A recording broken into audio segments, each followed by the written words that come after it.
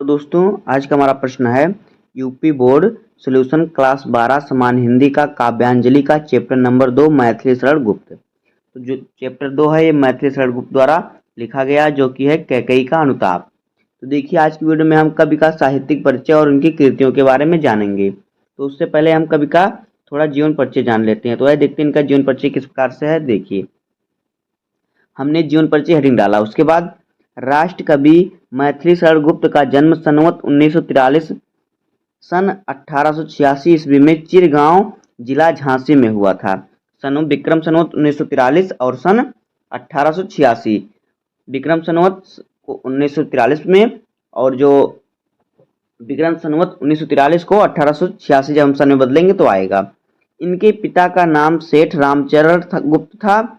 सेठ रामचरण गुप्त स्वयं एक अच्छे कवि थे। गुप्त जी पर अपने पिता का पूर्ण प्रभाव पड़ा। इनके बिल्कुल अपने पिता पर गए थे, जो काम उनके पिता करते थे वही करना इन्हें भी पसंद था। आचार्य महावीर प्रसाद द्विवेदी से इन्हें बहुत प्रेरणा मिली। ये द्विवेदी जी को अपना गुरु मानते थे। गुप्त जी को प्रारंभ में अंग्रेजी पढ़ने के लिए झांसी भेजा गया, किंतु वहां इनका मन न लगा, अतः घर पर ही इनकी शिक्षा का प्रबंध किया गया, जहां इन्होंने अंग्रेजी, संस्कृत, हिंदी का अध्ययन किया। गुप्त जी बड़े ही विनम्र, हंसमुख और सरल स्वभाव के व्यक्ति थे। इनके काव्य में भारतीय संस्कृति को प्रेरणापद चित्रण हुआ है। इन्होंने अपनी कविताओं द्वारा राष्ट्र में जागृति उत्पन्न की ही साथ ही सक्रिय रूप से असहयोग आंदोलनों में भी भाग लेते रहे, जिसके फलस्वरूप इन्हें जेल भी जाना पड़ा। साकेत महाकाव्य पर इन्हें हिंदी साहित्य सम्मेलन प्रयाग से मंगला प्रसाद पारितोषिक भी मिला, जो एक पुरस्कार है। भारत सरकार ने गुप्त जी को इनकी साहित्य सेवा के लिए पद्म भूषण से सम्मानित किया और राज्यसभा का सदस्य भी मनोनीत किया यानी घोषित किया। जीवन के अंतिम क्षणों तक ये निरंतर साहित्य सृजन करते रहे और 12 दिसंबर 1964 ईस्वी, जिसको हम संवत विक्रम संवत 2021 मानते हैं, को भारतीय यह महान साधक पंचतत्व में विलीन हो गया, यानी कि इनकी मृत्यु हो गई। तो देखिए यहाँ पे जो दिया आपको 1964 ईस्वी, यानी कि जब हम विक्रम संवत को ईस्वी में परिवर्तित करेंगे तो 1964 आएगा। जो यहाँ पे विक्रम संवत क्या दिया है 2021।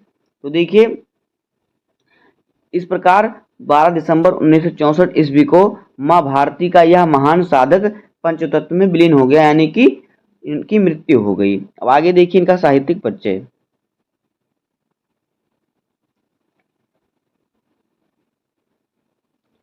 देखिए साहित्यिक सेवाएं हमने ऋण डाला है। गुप्त जी का झुकाव गीत काव्य की ओर था और राष्ट्र प्रेम इनकी कविता का प्रमुख स्वर रहा। इनके काव्य में भारतीय संस्कृति का प्रेरणाप्रद चित्रण हुआ है। इन्होंने अपनी कविताओं द्वारा राष्ट्र में जागृति तो उत्पन्न की ही साथ ही सक्रिय रूप से असहयोग आंदोलनों में भी भाग लेते रहे, जिसके फलस्वरूप इन्हें जेल भी जाना पड़ा। साकेत महाकाव्य पर इन्हें हिंदी साहित्य सम्मेलन प्रयाग से मंगला प्रसाद पारितोषिक भी मिला। भारत सरकार ने गुप्त जी को इनकी साहित्य सेवा के लिए पद्म भूषण से भी सम्मानित किया और राज्यसभा का सदस्य भी मनोनीत किया। इस प्रकार से इनकी साहित्य सेवाएं थी। अब इनकी रचनाओं के बारे में हम जान लेते हैं, आइए देखते हैं। देखिए गुप्त जी की समस्त रचनाएं दो प्रकार की हैं। नंबर 1 अनुदित तथा दूसरी मौलिक। इनकी अनुदित रचनाओं में दो प्रकार का साहित्य है, कुछ काव्य और कुछ नाटक। इन अनुदित ग्रंथों में संस्कृत के यशस्वी नाटककार भास के स्वप्नवास दत्ता का अनुवाद उल्लेखनीय है। वीरांगना, मेघनाथ वध, वृत्त संहार आदि इनकी अन्य अनुदित रचनाएं हैं। आगे देखिए इनकी प्रमुख मौलिक काव्य रचनाएं निम्नलिखित हैं।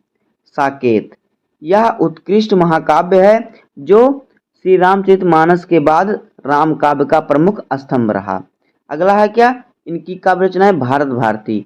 इसमें भारत की दिव्य संस्कृति और गौरव का गान किया गया है। यशोधरा, इसमें बुद्ध की पत्नी यशोधरा के चरित्र का उजागर किया गया है। द्वापर, जय भारत, विष्णु प्रिया, इनमें हिंदू संस्कृति के प्रमुख पात्रों के चरित्र का पुनरावलोकन कर कवि ने अपनी पुनर्निर्माण कला उत्कृष्ट रूप से प्रदर्शित की है। आगे देखिए गुप्त जी की अन्य प्रमुख काव्य रचनाएं इस प्रकार से: रंग में भंग, जयद्रथ वध, किसान, पंचवटी, हिंदू, सैरिंद्री, सिद्धराज, नहुस, हिडिंबा, त्रिपथगा और फिर काबा और करबला, गुरुकुल, बैतालिक, मंगल घाट, अजित आदि, फिर अनघ, तिलोत्तमा, चंद्रहास नामक 3 छोटे छोटे पद्यबद्ध रूपक भी इन्होंने लिखे हैं। अब देखिए इनका साहित्य में स्थान क्या था। देखिए राष्ट्रकवि मैथिली शरण गुप्त आधुनिक हिंदी के सर्वाधिक लोकप्रिय कवि रहे हैं।